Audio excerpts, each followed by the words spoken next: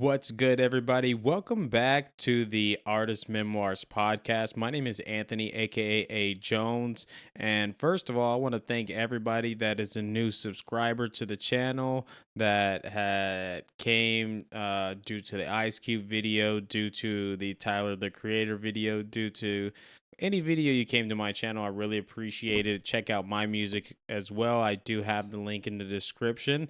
Today, we are here for the Attune First to Review Tyler Creator Chromacopia, right?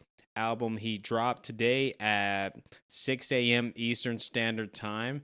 This album has 14 tracks on it, I believe, and this is Tyler's seventh studio album. Now, it's important to remember that he's actually been really consistent with his work, and he dropped an album in 2017, 18, 19, I believe in 21 as well, and 2024 as well. Um, so he's been going like, and we all know that Tyler is a pretty big artist, but I think he's still seen as kind of an underdog when it comes to just the landscape of artists out there. He's kind of like in that 21 Savage category. Maybe people even see him under 21, to where he is kind of known, but he has just a dedicated fan base, right? But really, and we're going to get into it, Tyler is one of the big dogs. I even went to his Spotify and I'm like 36 million. I'm like, man, even I'm sleeping on him. And it's just because I'm not just a diehard fan. I don't listen to much of his music. It was never my palette when the Odd Future stuff started beginning and whatnot. So I just never really caught on. So this review you're gonna get is actually gonna be pretty unbiased, I will say, because I'm just not that familiar with Tyler's music overall. So I like the idea of artists trying to dictate their drops and when they want to do things. So he said he wanted to drop it on Monday at 3 a.m. or 3:30 a.m. I think it is West Coast time, and I caught wind of that. Went to bed, got up, and got right to this review. Right, so let's talk about the video that I posted previously on my YouTube, that where Tyler kind of talks about what the album is about and why he made it. So he said that basically, in a nutshell, that all of our parents really tell us and give us advice on things, and we kind of don't understand. And he got to the point where a lot of the advice that his mom was giving him, he was starting to see show truths in his life. So he then made an album out of it, and also realized that people just didn't really know who he was and where he stood on a lot of things. So this album addresses all of that, I believe, and is really a good introduction to Tyler the Creator if you don't know who he is and what kind of music he makes. Because of the features on here, it's very well rounded. But let's just get into it, right? So in my opinion, this is a personal album. And it opens up with Saint Chroma with his mother and Daniel Caesar on the album here. And just to remember, of course, Tyler's kind of got that J. Cole vein in him, to where he produces the beats and does everything in house. So when we talk about artists knowing how to keep this thing alive, Tyler is definitely one of them, right? So he knows he's got to own his publishing. He's got the masters, and that's why I think another reason why he's doing this. So when we get to the stuff we're talking about, that'll make more sense why that's so important, right? So it opens up with Saint Chroma with a passage from his mom, and obviously the production on this thing is absolutely crazy, right? This first track actually starts in a whisper, and because it drops so early, you might put it on and be like, what? At first it doesn't even seem like it's really um anything going on. Like I had to go open up Genius and find the lyrics because I didn't even know what he was saying. And him planning that psychology of saying that I want to drop on Monday, I want people to actually go and listen and look into what I'm dropping. It worked because I went straight to Genius and I started looking at the lyrics. At first, I was not messing. I didn't like what I was hearing. I didn't like the whispers. I didn't like the sonics. Really until later in the song where he started actually rapping and it picked up. But however, after I went and actually looked at the lyrics and saw that the everything that he's saying, he's talking a shit. He's in his bag in this album, and he's just showing confidence and really saying that he's stepping his way into being in that whatever, if that's still a conversation, big three or whatever. And he's just basically saying, I'm here, bro, and you guys are not gonna ignore me anymore. You're not gonna treat me like the underdog, and I'm not that. I got the bread to do whatever I want to when I want to, pretty much. And next we have Ra Ta Ta, right? And this song is a certified banger, bringing back the odd future sound. Here, Tyler addresses pretty much the phonies in the industry and flaunting behavior, contrasting it with his own authenticity, right? I won't go deep into the bars, into the lyrics. I just don't do that here on my channel. This is just for the general listener that might want to decide whether they want to or don't want to listen to this. The name Chromacopia, it plays off so many things, even in the conspiracy theory realm, right?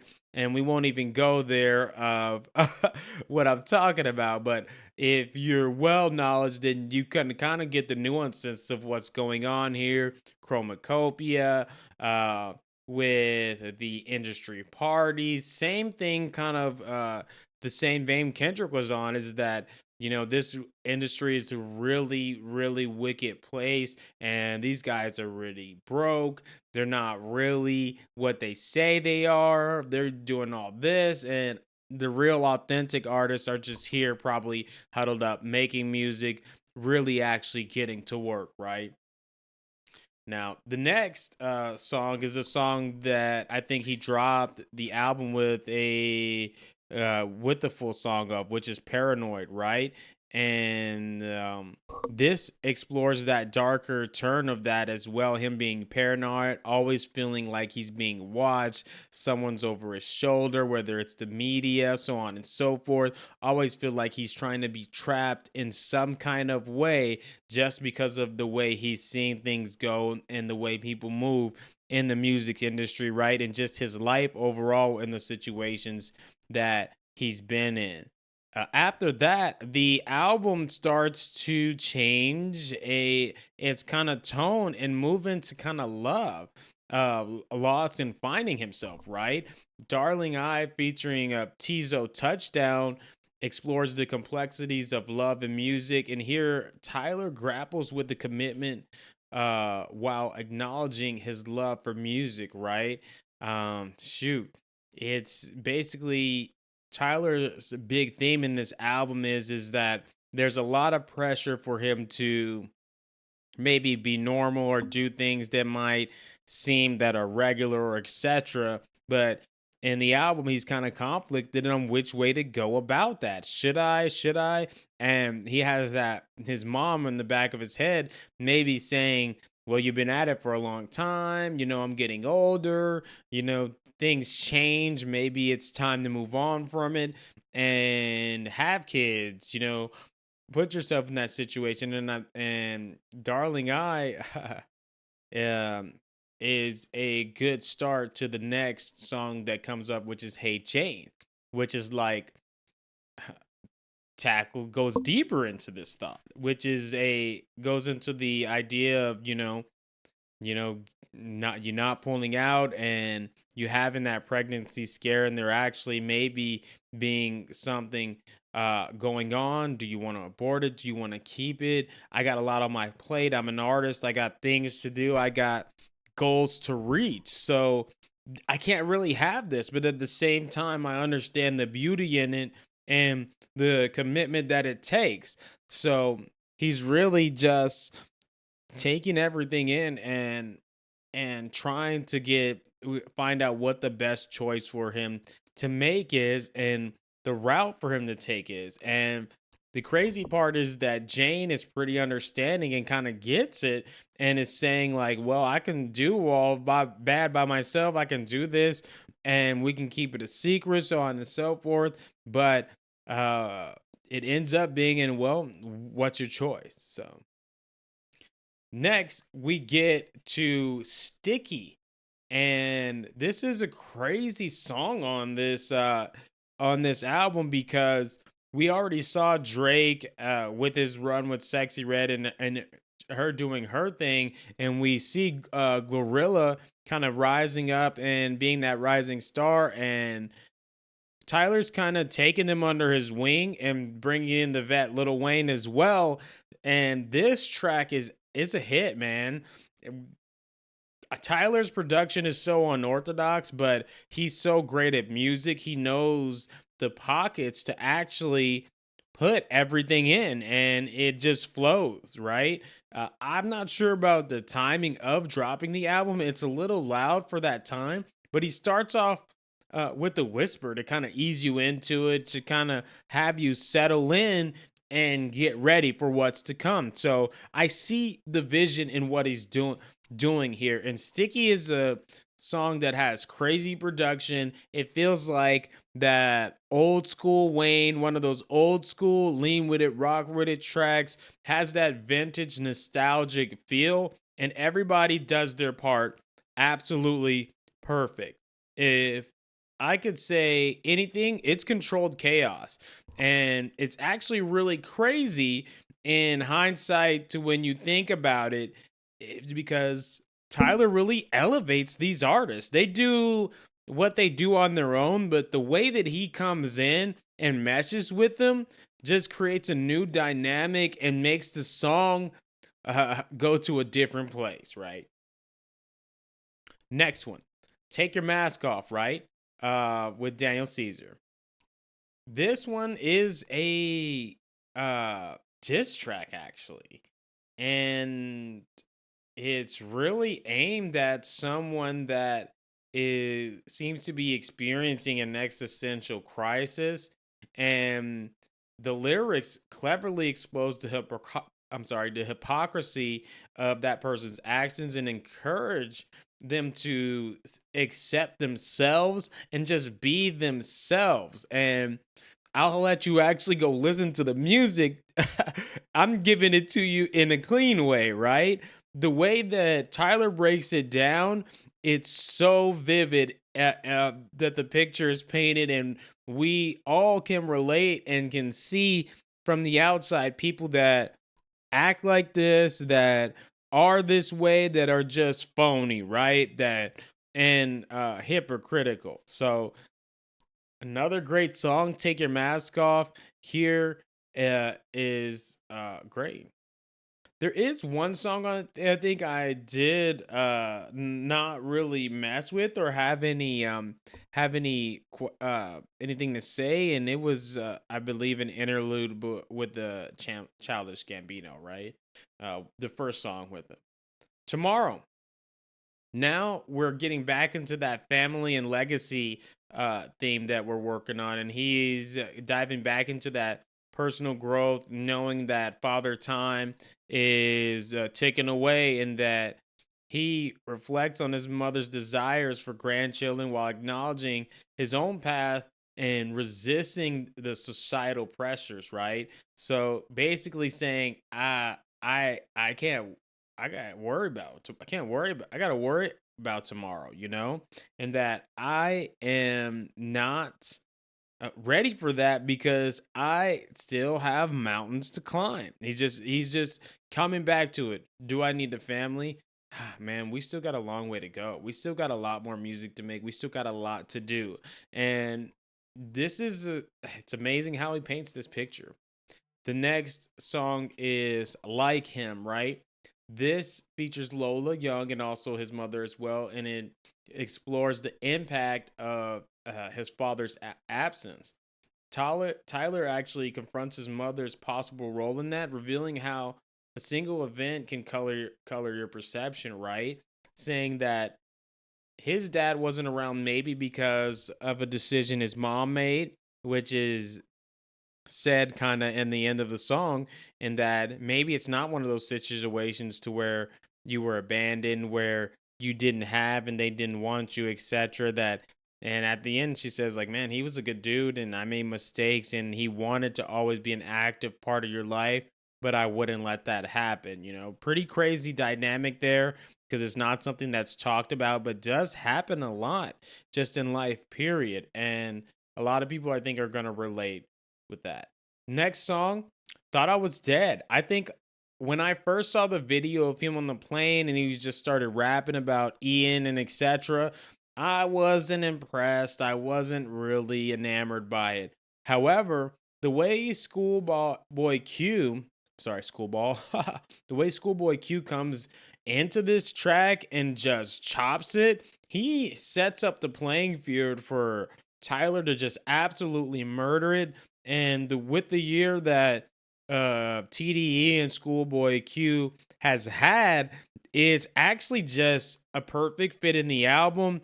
Everything makes sense, that Tyler's not really dissing Ian per se, but he is and I'm actually going back and forth. I actually did uh one song before the other one. I Thought I Was Dead actually comes before like him, but he's not really dissing Ian. He's just saying that there is a group of people, group of artists, or etc., that are trying to take his place in hip hop when he's at the top. He's saying, I'm at the top, and you're not gonna take my place here with the music you got, because one, it's watered down, two, it's inauthentic, and three, I'm just him. Period. Next, we get to Balloon, right, with Doichi. And I think honestly, uh, I it's hard to say, but I'm almost confident in saying that this might be the best song on the album, to be real with you. And I'm not a Doichi writer, whatever. I haven't even listened to her album, but the way that these guys go about effortlessly killing these rhymes, getting the point across about their freedom of expression in a sexual standpoint, or however they choose to live their lives, is absolutely incredible. And I understand why she doesn't have the Kendrick feature yet, because Tyler's a big dog. We don't want to take shine away from this song, from this track, and it really shines bright. And I think brighter than the other ones on here, not just because of what the theme is about, because the beat is insane, the delivery is right on point, and they don't miss. They don't miss on this song. Now, last song of the album is I Hope You Find Your Way Home.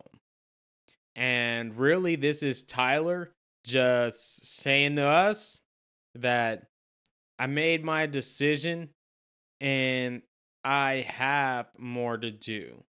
In that maybe kids, maybe settling down, maybe that life could be good someday. But right now, I'm enjoying the luxuries of what this rap shit gives me. And that's okay.